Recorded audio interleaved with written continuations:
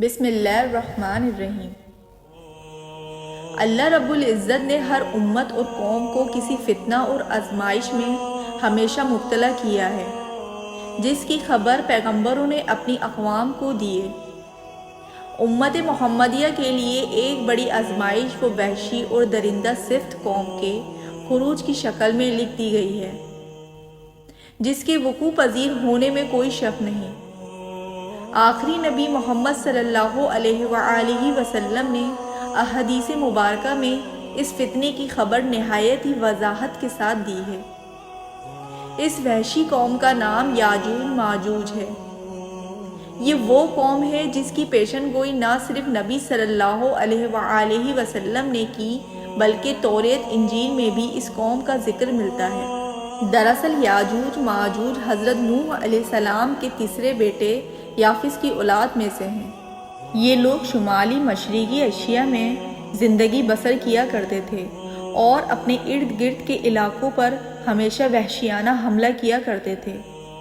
ان کی آبادی چین سے مغرب میں ترکستان تک پھیلی ہوئی تھی۔ روایتوں میں آتا ہے کہ یاجوج ماجوج بنی آدم میں سے ہیں، اور اگر انہیں پوری دنیا میں چھوڑ دیا جائے تباہی مچا دیں گے اور لوگوں کی معیشت تباہ کر ڈالیں گے۔ ان میں سے ہر کوئی آدمی اس وقت تک نہیں مرتا جب تک اپنی 1000 یا اس سے زیادہ اولاد نہ دیکھ لے۔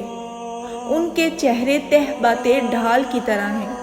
یہ لوگ لمبے قد کاٹ کے ہیں جو صنوبر کے درخت کے معنی ہیں۔ ان میں سب سے لمبا شخص 3 بالش تک کا ہوتا ہے۔ یہ جس جاندار کے پاس سے گزرتے ہیں انہیں کھا جاتے ہیں۔ یہ موسم بہار میں اپنے غاروں سے نکلتے ہیں اور سبزہ کھاتے ہیں۔ ان کے پنجے اور دانت درندوں کی طرح ہیں۔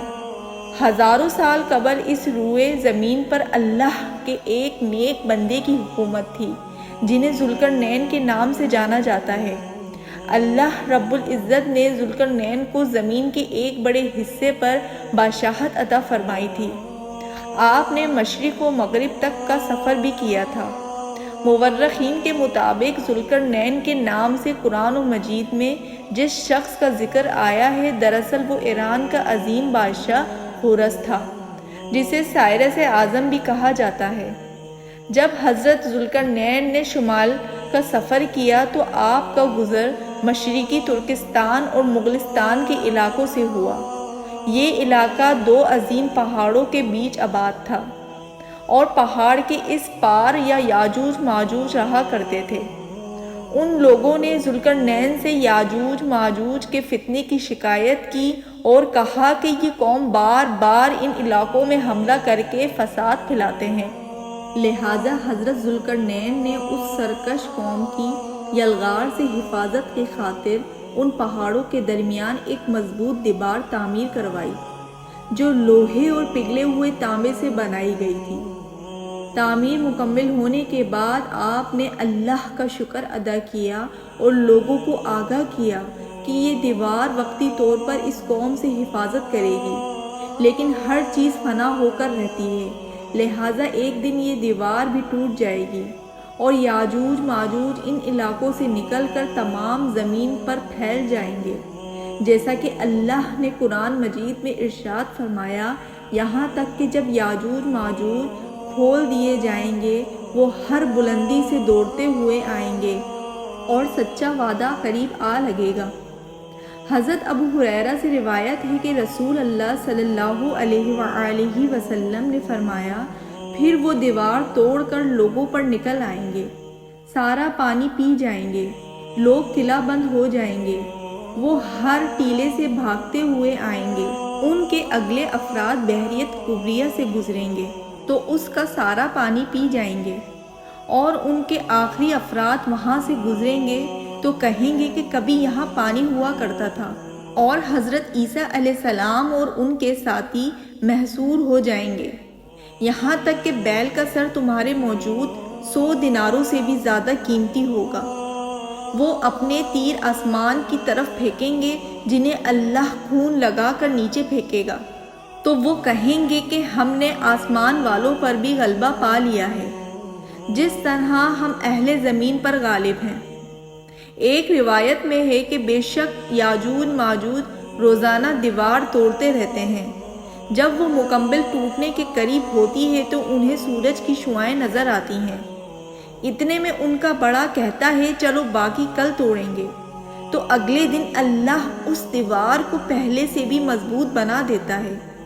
جب ان کی قید کی مدت ختم ہو جائے گی اور اللہ انہیں لوگوں کے سامنے ظاہر کرنا چاہے گا تو اس دن جب وہ سورج کی شعاعیں دیکھیں گے تو ان کا بڑا کہے گا چلو انشاءاللہ باقی کل توڑیں گے۔ جب وہ اگلے دن آئیں گے تو انشاءاللہ کہنے کی برکت سے دیوار اتنی ہی ہوگی جتنی چھوڑ کر گئے تھے۔ یوں وہ باقی دیوار توڑ کر باہر آ جائیں گے۔ دیوار توڑنے کے بعد یہ زمین میں خوب قتل و غارت گری کریں گے۔ یہ سب قیامت کے قریب ہوگا۔ حضرت عیسیٰ علیہ السلام ان کے لیے ہلاکت کی دعا فرمائیں گے تو اللہ ان کی گردنوں میں کیڑے پیدا فرمائے گا جس سے یہ فوراً مر جائیں گے۔ زمین پر ان کی لاشوں کی بدبو پھیل جائے گی۔ پھر اللہ ایک قسم کے پرندوں کو بھیجے گا جو ان کی لاشیں اٹھا کر جہاں خدا چاہے گا پھینک آئے گا۔ یوں یاجوج ماجوج کا خاتمہ ہو جائے گا۔ اور مورخین کے مطابق سرزمین قفطاز میں دریائے خضر اور دریائے سیاہ کے درمیان ایک پہاڑوں کا سلسلہ ہے جو ایک دیوار کی طرح شمال اور جنوب کو ایک دوسرے سے الگ کرتا ہے۔ اس میں ایک دیوار کی طرح کا درہ بھی موجود ہے جو مشہور درہ داریار ہے۔ یہاں ایک قدیم تاریخی لوہے کی دیوار نظر آتی ہے۔ اس بنا پر بہت سے لوگوں کا نظریہ یہ ہے کہ دیوار ذوالقرنین یہی ہے، جبکہ کچھ مورخین دیوار چین اور دیوار ترمس کو دیوار ذوالقرنین مانتے ہیں۔ یہ تمام نظریات قیاس اور اندازوں پر مبنی ہے۔ دیوار ذوالقرنین کہاں بنائی گئی ہے اور کہاں واقع ہے اس کا علم صرف اللہ تعالیٰ کو ہی ہے، اور وقت مقررہ پر اس دیوار کو یاجوج ماجوج توڑ کر نکل جائیں گے۔ ہمارے چینل کو سبسکرائب کریں اور اوپر دیے گئے بیل کے بٹن کو کلک کریں تاکہ آنے والی ہر نئی ویڈیو آپ تک پہنچ سکے۔